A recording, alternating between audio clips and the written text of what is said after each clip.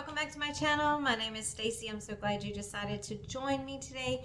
Today's video is about if I'm single. It's a question.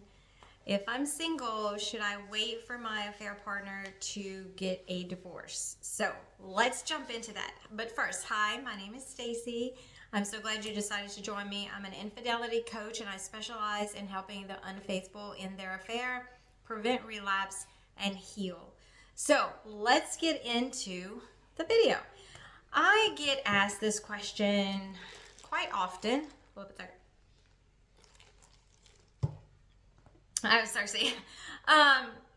It's, hey, I'm single, so should I wait for them? They told me that they're going to get a divorce. Should I just, wait? Because it's not going to, cost me anything to wait for the man of my dreams, my person, my soulmate to leave their spouse and come to me. So I want to share with you 3 reasons why I think you should not wait. You should not put your life on hold for this person. The first one is no trust, okay? So I know that we think that, hey, I can trust you. We've been having this relationship and I'm sharing things with you. I feel like you're my person, all of this. But honestly, the foundation is deception. It's not trust. And we need trust to build a strong relationship. So you can't always believe everything that your affair partner is telling you. And so if they're telling you, yes, I'm going to leave my wife, and they told you that when you got in the beginning of the affair and it's 5 years later and they still haven't, chances are they will not. If they tell you that in the beginning and it's a year later, most likely they won't either. So we have to be very careful about what we allow in and say this is fact and this is truth and I can really trust this person to do what they say that they're going to do. Because in honesty, neither one of us in the affair is operating in integrity. Because I can say, hey, I'm getting married and I'm not having an affair, and then I had an affair. So you can't think that you're different than the wife that they promised to stay with forever. It's just, it's harsh, I know, but it's facts, and it's stuff that we need to realize and pay attention to.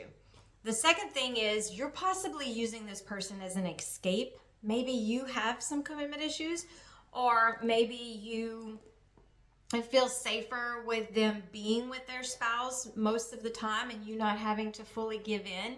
That could be a problem too.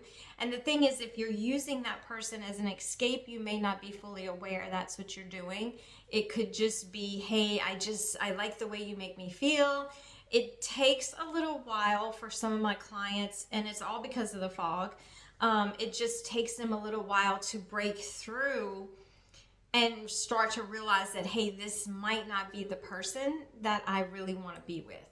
It might be, I'm just liking the distraction, or I just like to be where I don't have to worry about kids and pressure and my marriage falling apart. I can be with someone and there's just no pressure, but yet there's a lot of peace and excitement and joy, and I like that. Maybe not necessarily the person. The next reason is if the wife changes her mind, or say that, if she changes her behavior and she starts giving him what he's missing, he will most likely, I'm not saying all the time, but most of the time, he's going to go back to the wife. That's where the investment is. That's where the kids are. That's where it's easier. That's where he doesn't have to worry about separating his family, finances, all of that. And if he feels like he can get his needs met from her, then that's where he's going to return. And I've had this happen to clients where the wife starts doing what she was doing and he's like saying goodbye to the affair partner. I'm going back home. I've been there for 15, 20 years, whatever, even 10 years. I'm going back home. That's where my kids are. I have time invested. So you don't want to be sitting on the sidelines waiting for this person to do something that he most likely is not going to do. And then you're still second choice, because if the wife changes, they'll go back to the wife. The next thing is the relationship is not what you think. So a lot of times we think that the relationship is great. And I'm not saying it's not a relationship, it is, but we live in a fantasy world, in a bubble with our affair partner. We're in this little safe bubble. We have our time together. It's fun. It's not, exposed to reality and life and pressure. And we think that, hey, what we have in this bubble, we can bring it into real life and it's going to be fine and it's going to be the same. And that's just not true. It just doesn't work that way. Because we both, if we're having an affair, we both have insecure attachment styles. And insecure attachment styles really affects the way we show up in a relationship. They come with unhealthy coping mechanisms. They come with distorted thinking, beliefs, core beliefs, everything. And it all affects a relationship.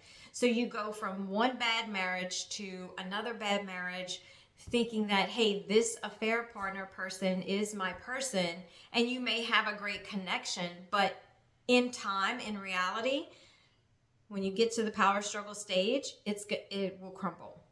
So think about those things that you actually, as a single person, have the ability to choose a partner that you will be more suited with, that you will be able to have a healthier long-term relationship.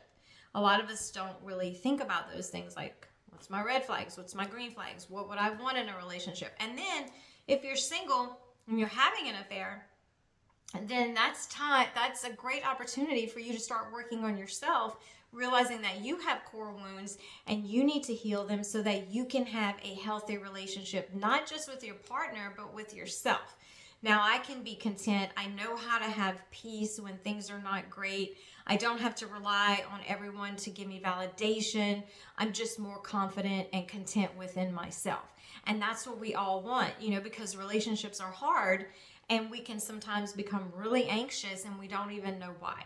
And it's our attachment style. That's why. So take that time to work on yourself and get healed. Heal those core wounds. I have a great program for that. If you would like to work with me, just check the description box below and I'll have a link to my calendar. If you want to end the affair, if you're waiting for this guy and you've been waiting and now you're stuck in addiction, sign up. I can help get you free. I can help you get out of this and heal quicker than you can do that on your own.